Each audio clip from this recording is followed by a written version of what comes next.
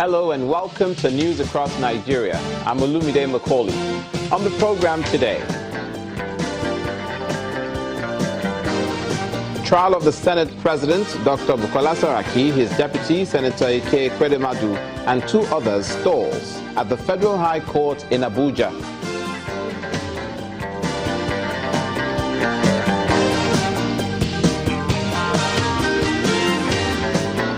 Rescheduled Edo governorship election finally holds. Voters decide on their next governor.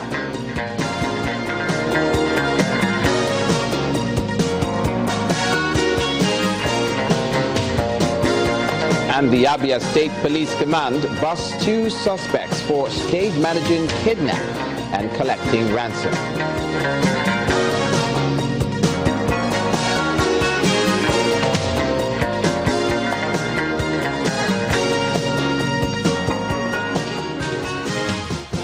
Thank you so much for joining us on today's edition. We begin in the north-central region of the country, in Abuja. The House of Representatives has suspended the former chairman of the House Appropriation, Representative Abdulmumin Jibrin, for 180 sitting days for breaching the practices and precedents of the House of Representatives. According to the House, Honorable Jibrin is also required to tender a formal written apology to the House before his future resumption of duties. He is also barred from positions of authority in the House till the end of the 8th Assembly. Before today's suspension, Mr. Jibrin had dismissed the threat of possible suspension by the House of Representatives over allegations that he breached privileges of members. According to the lawmaker, he had some weeks back commenced a case in court to prevent his being suspended by the House, and the House is aware of the case. The trial of the Senate President, Dr. Bukola Saraki, his deputy, Senator Ike Ekweremadu, and two others has been stalled at the Federal High Court in Abuja. At the resumed hearing, counsel to the federal government, Aliyu Umar, told Justice Yusuf Yalihu that he was not ready to proceed with the trial because a motion dated the 26th of September questioning the jurisdiction of the court had just been served on him, and he would need time to adequately respond.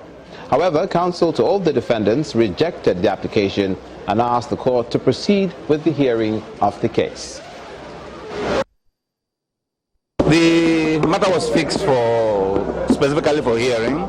We came ready to listen to the witnesses to be called by the prosecution and see what evidence, if any, they have in support of the charges. And we were surprised that the prosecution was rather more concerned with motions for dismissal of the charge, which is a good thing because really the charges we feel should not have been brought at all.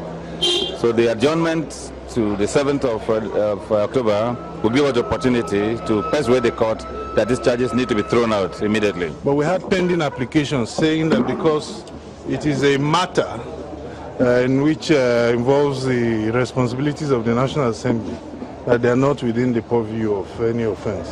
That's the reason why. They have filed applications that are fundamental. When you are saying that another judge is seized with this matter, and you are saying that this court has no jurisdiction, that is more than challenging the charges for duplicity or any other thing. You can never, the office of the Attorney General can never have this application and then go ahead with the case. I mean, I could have done a better arrangement, I agree. I should have been ready with our response to take these motions. But without that, we have to do the right thing. The government and the office of the Attorney General must be the driver of the rule of law and fair hearing. And that is what we try to do. If it costs us this embarrassment, so be it. The National Council on Finance and Economic Development has opened in Abeokuta, the Ogun State capital, with the theme Enhancing Revenue Generation and Obtaining Best Value for Money in Expenditure. Speaking at the event, former President Chief Olusegun Obasanjo says financial discipline, political will, and the implementation of various policies and programs of government can take the country out of recession. Excellency, Mr. President, October 22nd. Ever since the announcement by the federal government on the state of the nation's financial status, there have been various fora organized to look at ways Nigeria can get out of its present economic imbroglio. Your Excellencies, at this session of the National Council on Finance and Economic Development in Abeokuta, the Ogun State capital, seasoned economic minds, political leaders, and various stakeholders are gathered to chart this path. This drive to reposition the Minister of Finance, Kemi Adeosun, hammers on the need to improve on what the nation has at its disposal. Nigeria's vast economy can only be productive and profitable when it has the enabling infrastructure needed to unlock its much vaunted potential. And our economic plans will provide the link between our potential and our future.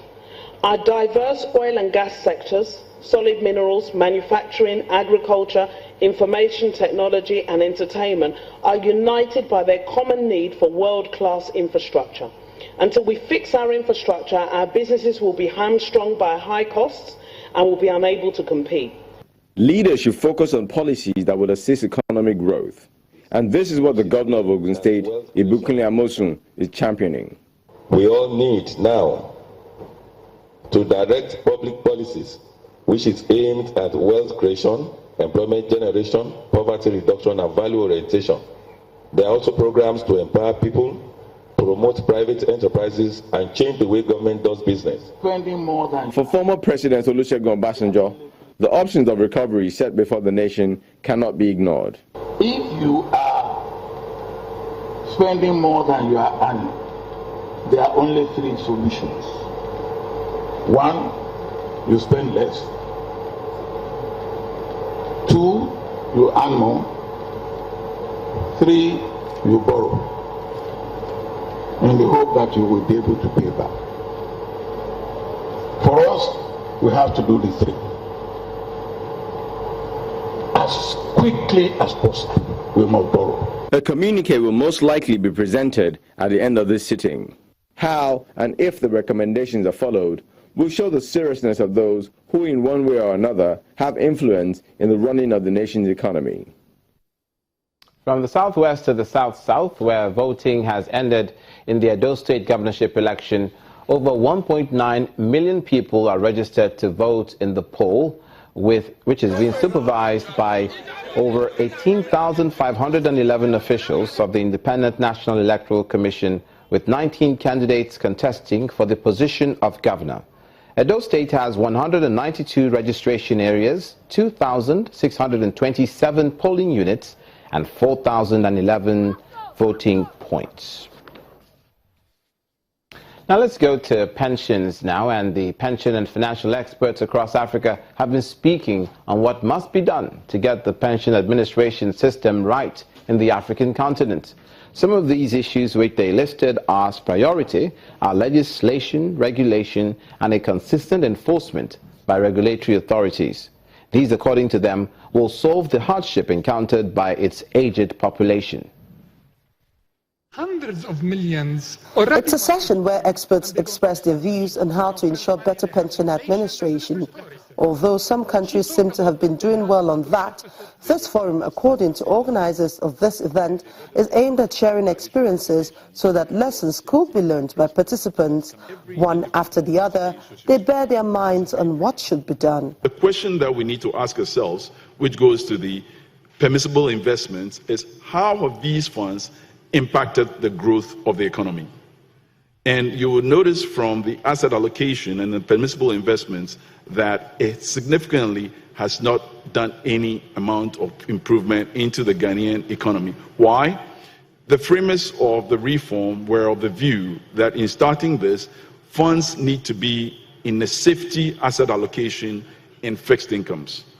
Yet some of the panel discussants see accountability, adequate regulation and enforcement as measures to be taken seriously in Africa. As part of its developed and diversified strategy to sustain the competitiveness of the Mauritius jurisdiction, the FSC now licenses and regulates external pension schemes.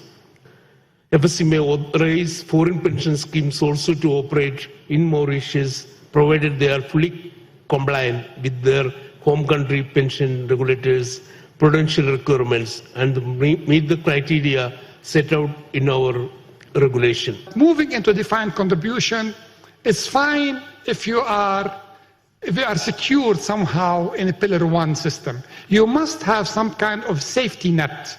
The ILO is, I'm not an ILO person, but I like their thinking. They are promoting at least a minimum pension of something like 30% of the last wages. Pension plays an important role in poverty alleviation, especially for the elderly. Statistics by the International Labour Organization shows that only 1 in 5 workers is covered. This debate might just be a wake-up call for leaders in the continent to live up to their responsibilities of protecting the savings of its workers. You're watching news across Nigeria, and coming up we'll see how pension administration is faring in Nigeria from the retirees themselves and the chairman of the concerned federal pensioners in Nigeria on the program today. Please stay with us.